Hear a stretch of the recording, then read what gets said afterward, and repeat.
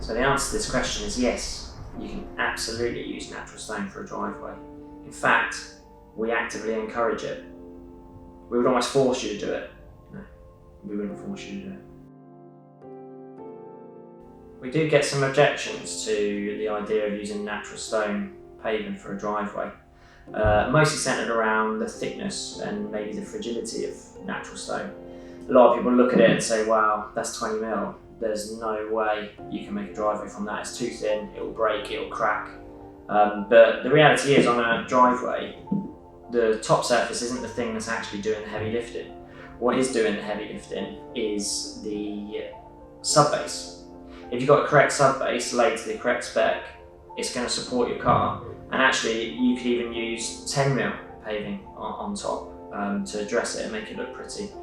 I mean, when we're talking about driveways in this kind of application with clients, we quite often use the car showroom analogy. Most car showrooms you go to in the UK, there'll be cars that weigh maybe over 2 tonne parked inside, and a lot of the time they'll be sat on a 10 mil internal porcelain tile. Those tiles don't break, they support the cars fine, but underneath is probably 200 mil or more of concrete. That's actually the stuff that's doing the heavy lifting in that instance. An outside driveway using this kind of ceramic tile or a natural stone flagstone, there's no real difference really. You need a subbase of around 200 mil compacted. Generally outside you use a compacted type 1, or you could use a 200 mil concrete base. It's quite important to, if you're using type 1, especially to have a membrane underneath the subbase.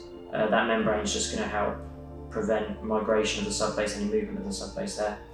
And then it's also quite important to have a decent bed of mortar to lay your flagstone on. So we recommend about 30 mil.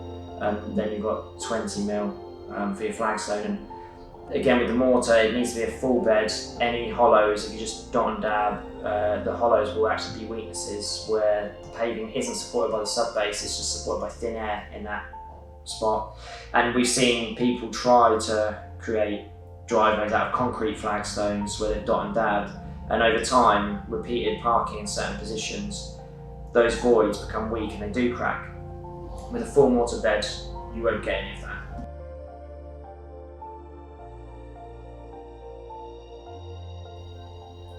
The reason natural stone driveways was on my mind is because we've recently supplied a job in Southampton with a natural stone driveway. The client went for our Bartley grey limestone, supplied in a mix of sizes. They really loved the texture and the colour of the stone and wanted a driveway that didn't look like their neighbours. They didn't want block paving or concrete.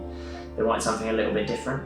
And in fact, when we were there filming some of the shots, one of the neighbours came over and asked about the product and said, what is that? And how have they created that? And they actually remarked that it was the nicest driveway on the street now. So going for a product like this, I think it has great benefits for just the aesthetic of your property. Everyone in estate agency and house sales talks about curb appeal, and I think a driveway like this does add that to a house.